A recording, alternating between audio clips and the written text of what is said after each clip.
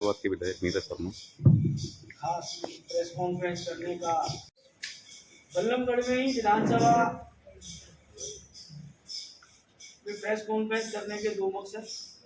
एक तो सबसे पहले स्पष्ट ये कर दूं, एक साथी ये भी पूछा था कि भैया बल्लभगढ़ से चुनाव लड़ोगे, मैं मेरी एनआईटी से चुनाव लड़ना है और हमें हमारे बाबा के सपने पूरे करने हैं। बल्लभगढ़ से एक दिली लगाव जरूर है कि हायर एजुकेशन केजरीवाल कॉलेज में हुई और जो 200 करोड़ का घोटाला था उसके अंदर शायद पूरे फरीदाबाद के अंदर जितना घोटाला हुआ हो उससे ज्यादा का अमाउंट बल्लभगढ़ का है। 2-3 दिन से आप देख रहे हैं शमशान घाट तक नहीं बचा। और मैं एक बात विधानसभा में भी कहता हूं और आप सबसे भी कहता हूं कि घटना होने से कोई नहीं रोक सकता। सरकार या सरकार के नुमाइंदों की नीति और नियति इस चीज से पता लगती है कि घटना होने के बाद उनका बयान क्या है। बल्लभगढ़ में जितने घोटाले हुए, सबसे पहले ये सीएम अनाउंसमेंट है 24 मार्च 2015 की, 15 करोड़ की। ये काम कितने के हुए कितने के नहीं हुए, इनकी पेमेंट तो हो ही गई। जो सतबीरा 7वीं कंस्ट्रक्शन था जिसको सीएजी ने भी मोहर लगा दी है कि बिना काम के पेमेंट हुई है। और बल्लभगढ़ से हरियाणा सरकार में मंत्री जी भी हैं, नुमाइंदगी करते हैं पूरे शहर की और इतने काबिल मंत्री हैं। As a mining minister Haryana की चेकिंग करने जाते हैं और यूपी वालों की भी चेकिंग करके आ जाते हैं। हरियाणा की हो ना हो, जमुना पार यूपी की चेकिंग जरूर करके आते हैं। पर बड़े दुख के साथ मैं कह रहा हूं अपनी विधानसभा को पीड़ित छोड़ देते हैं। उनकी विधानसभा में ये 15 करोड़ तो गए। उसके अलावा अभी हमारी रिसर्च टीम ने सिर्फ 2 वार्डों की डिटेल निकाली, वार्ड नंबर 38 और 40, जिसके अंदर सारे ठेके 5,04,81,491 के थे और तकरीबन हर ठेका 1 करोड़ तक पहुंचाया गया। टोटल 36 काम है ऐसे जिनकी मैं पूरी पीडीएफ फाइल आप तक उपलब्ध करा दूंगा। और सबसे हैरानी की बात, ये सारे काम 28/11/2018 को शुरू हुए और 27/12/2018 को खत्म हो। 1 महीने के अंदर आपकी विधानसभा के 2 वार्डों के अंदर 35 करोड़ रुपया साइफन हो गया, जनता का चला गया और आपको पता नहीं लगा। वैसे आपको नारियल फोड़ने का इतना शौक है, दूसरों की विधानसभाओं में भी जाके फोड़ते। इलेक्शन मिनिस्टर रहते हुए सरेआम चुनाव की आदर्श आचार संहिता की धज्जियां उड़ाते। पीछे पन्ना प्रमुख सम्मेलन किया, आप क्या कम से कम 2000 पन्ना प्रमुख हैं। आप उनको अपनी वोटों के लिए इस्तेमाल कर सकते हो जनता को, कि आप जनता के पैसों के लिए इस्तेमाल नहीं कर सकते। मुझे नहीं लगता कि बल्लभगढ़ के अंदर 2000 वर्क ऑर्डर भी हुए होंगे 9 साल में। आप एक पन्ना प्रमुख को एक वर्क ऑर्डर ही दे देते। आप जब उनको 100 वोटों के पीछे लगा सकते हो, उनको भोजन पानी करा सकते हो, भव्य सम्मेलन करा सकते हो और कसम से वो वोट के लिए खुश होते या नहीं होते, ये मैं दावे से कह रहा हूं। अगर जो उन पन्ना प्रमुखों को मंत्री जी अब भी एक वर्क ऑर्डर दे दें कि भाई जैसे आप 100 घरों में जा रहे हो, सिर्फ इस एक वर्क ऑर्डर को जाके चेक कर लो कि क्या ये मौके पे काम हुआ है, इस काम की पेमेंट हुई है कि नहीं हुई है। और सबसे ज्यादा दुख इस बात का होता है, मैंने पहले कहा कि घटना होने से कोई नहीं रोक सकता। मैं नहीं कह रहा मंत्री जी ने सारे कार्य कराए हैं। जब चंडीगढ़ में हम आवाज उठाते हैं तो विधानसभा में मंत्री जी का जो ऑफिशियल बयान है, खासतौर से घोटालों के ऊपर, कामों के ऊपर, वो इतना हास्यास्पद आता है कि उसमें साफ साफ नजर आता है कि हर घोटाले के पीछे कहीं ना कहीं इनका और इनकी सरकार का हाथ है। ये प्रश्न नंबर 24 है 9 अगस्त 2022 का।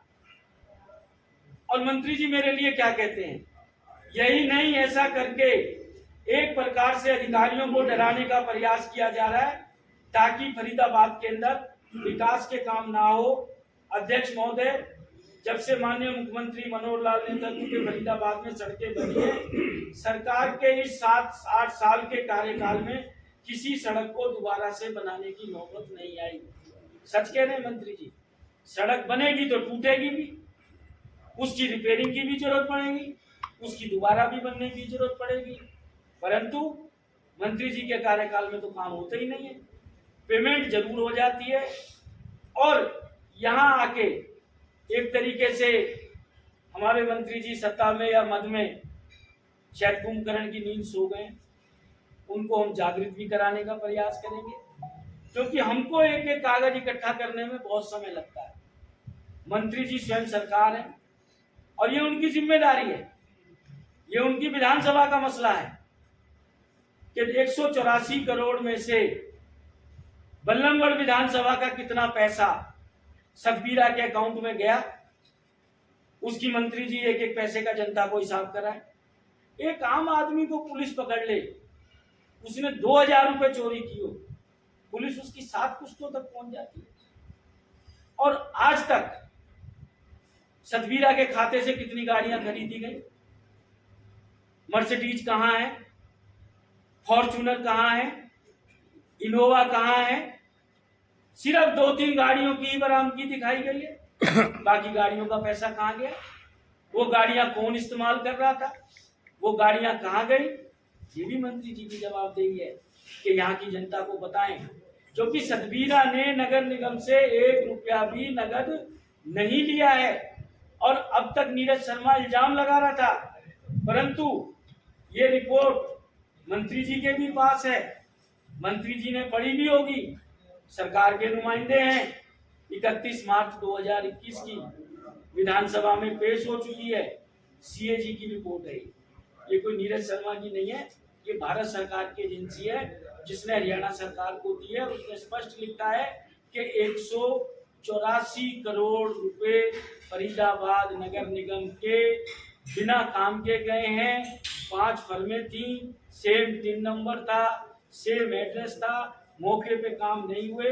और ये अभी बल्लमगढ़ के सिर्फ 2 वार्डों के पेपर हमारे पास आए हैं और ये मैं मानता हूं कि उस 184 करोड़ में से कम 150 करोड़ रुपए के लगभग ही बल्लमगढ़ विधानसभा के नाम पर पेमेंट हुई है। 34 करोड़ में पूरा फरीदाबाद है। ऐसा क्या कारण है,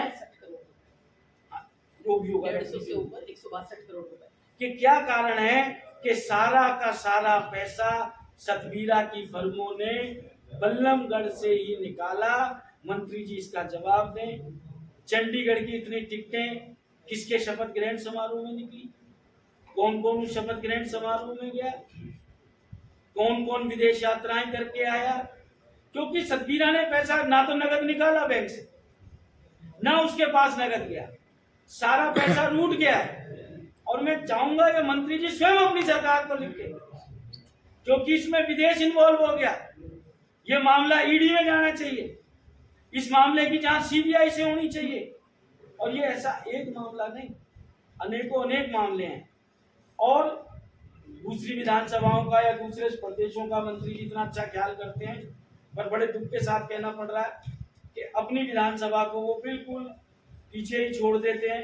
एक आपके यहाँ 100 फुट की सड़क है, पूरी पेमेंट हो चुकी है, एक तरफ टाइल लगी नहीं है उसकी, भाई उसके ऊपर आप शांत क्यों? कम से कम नीरज शर्मा आवाज तो लगा रहा है, और आपको तो आवाज भी लगाने की जरूरत नहीं है, आप तो स्वयं सरकार हो। एक आपके यहाँ 14,46,000 रुपए वार्ड 37 की फाइल थी, 1,95,00,000 की आपने पेमेंट करा दी। और सबसे बड़ी बात कि जो मैं इतने घोटालों की बात कर रहा हूँ, मंत्री जी चंडीगढ़ जाके कहते हैं कि नीरज शर्मा नगर निगम अधिकारियों को डराने का प्रयास कर रहे हैं। अगर जो मैं डराने का प्रयास कर रहा हूँ तो आप किस चीज का प्रयास कर रहे हैं? आप क्यों ऐसे भ्रष्ट अधिकारियों को बचा रहे हैं? क्यों आप ऐसे भ्रष्ट सिस्टम के खिलाफ आवाज नहीं लगा रहे?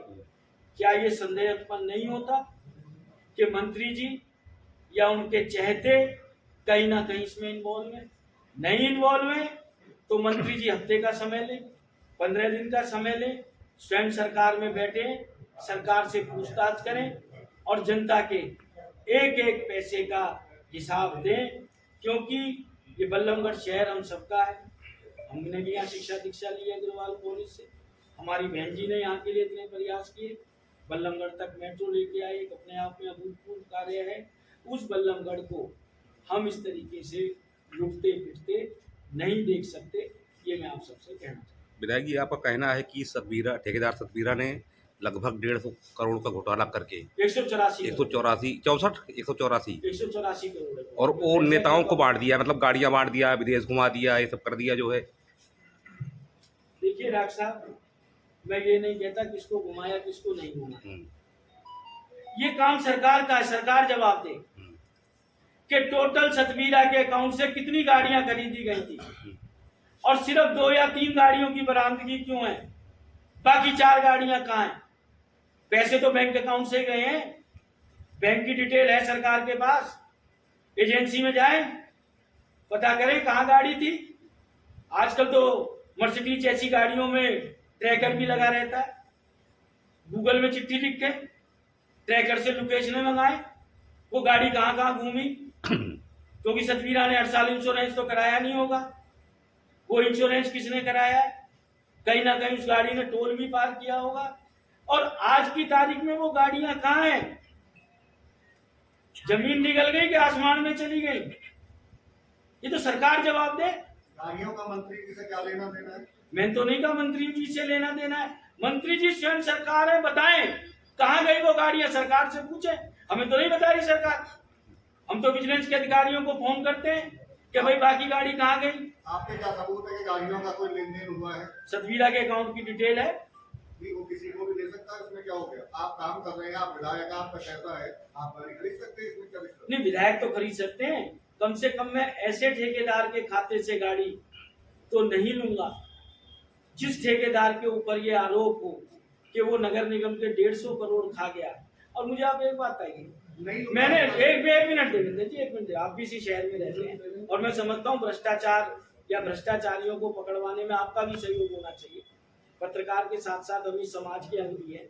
सतबीरा ने 150 करोड़ रुपए चुराए, चुराने के बाद उसने कोई चीज खरीदी, वो चीज उसने आपको दे दी, क्या पुलिस आपके घर तक नहीं आती तफ्तीश करने कि ये चोरी की चीज आपके पास कहां से पहुंची है? 3 गाड़ियों की रिकवरी दिखाई है, बाकियों की क्यों नहीं दिखाई? मैं तो कह रहा हूँ एक इनोवा है, एक फॉर्च्यूनर है, एक मर्सिडीज है, सरकार जवाब दे। आप 3 गाड़ियों की जो रिकवरी बता रहे हैं वो कहाँ से रिकवर हुई है?